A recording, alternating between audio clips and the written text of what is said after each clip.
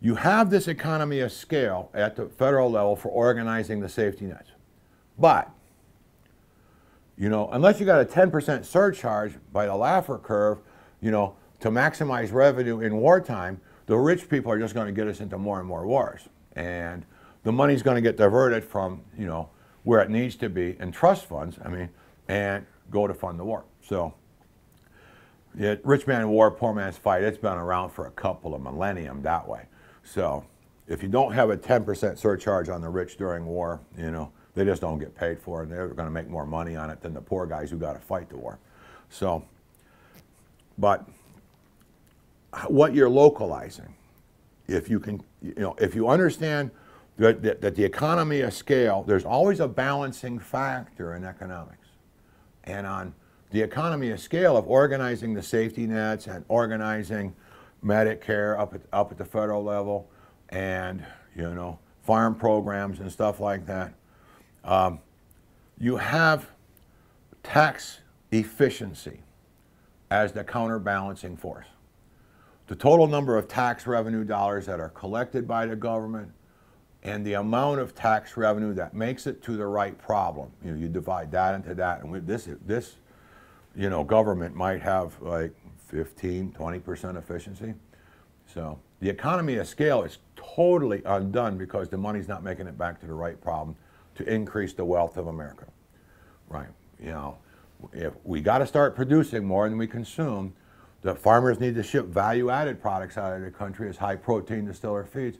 But if they ship them into, the Grand Banks or the other great fisheries around, Alaska and the West Coast and the Gulf Coast, and then you're farming it. Then you got ownership rights on this. But so proper stewardship of the land and the sea is possible, but they've got to be able to minimize the energy input costs into these units. So if you're localizing Social Security, health care, and to the county level, you understand you can have the economic dictator at the county level, and it might be one of the grannies. So economic dictator is somebody with line item veto. Now the Supreme Court's already ruled you can't have line item veto, and appropriation by committee is actually causing the tax efficiency to be very, very low for the federal government.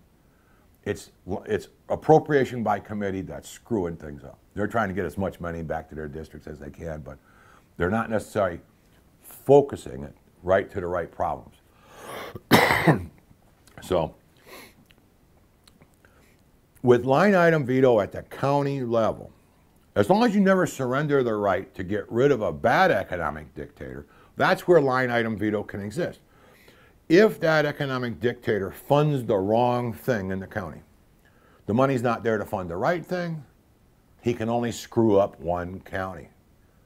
You have the same problem at the federal level, you can screw up the entire national economy. That's what that tax efficiency really means. If that's down at 20, 25%, then, right, they're screwing up the entire national economy. That's why you can't have line item veto up there.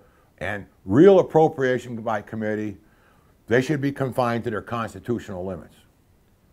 But we ought to be trying something else with the safety nets where it's work for support until they can get back on the tax rolls, and then it's compassionate capitalism for the rich because they get reinforcements.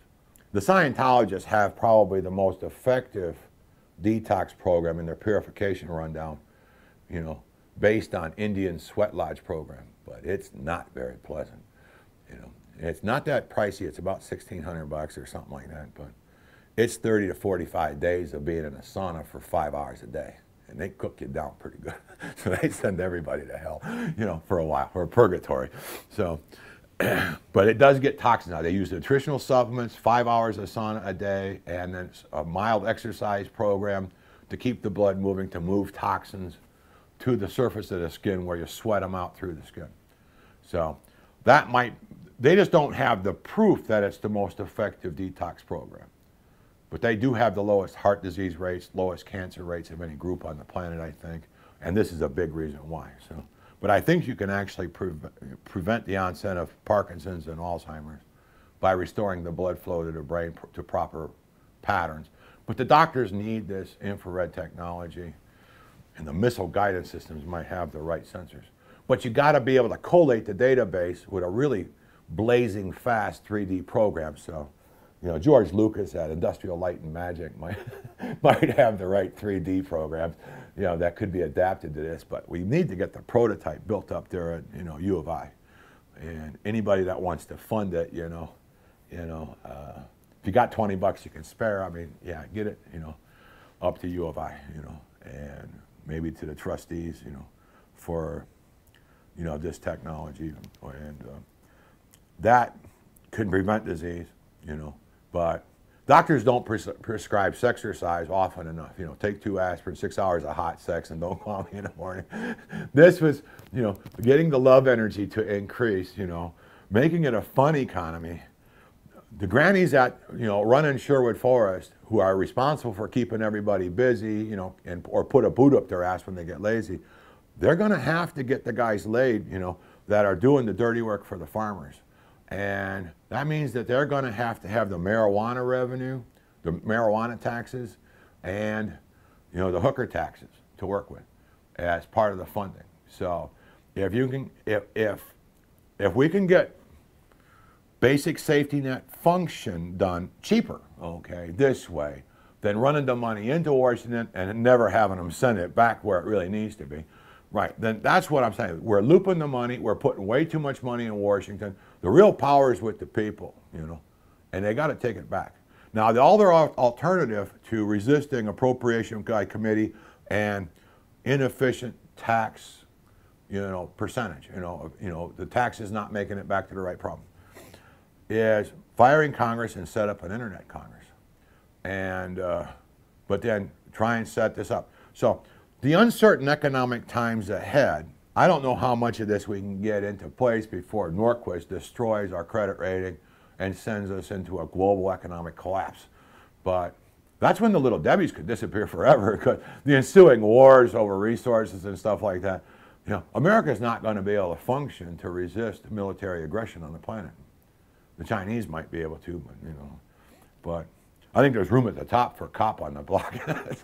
We shouldn't shoulder the entire burden, but I think China needs its own sphere of influence to be cop on the block for that. But foreign policy, I don't think we want to get into.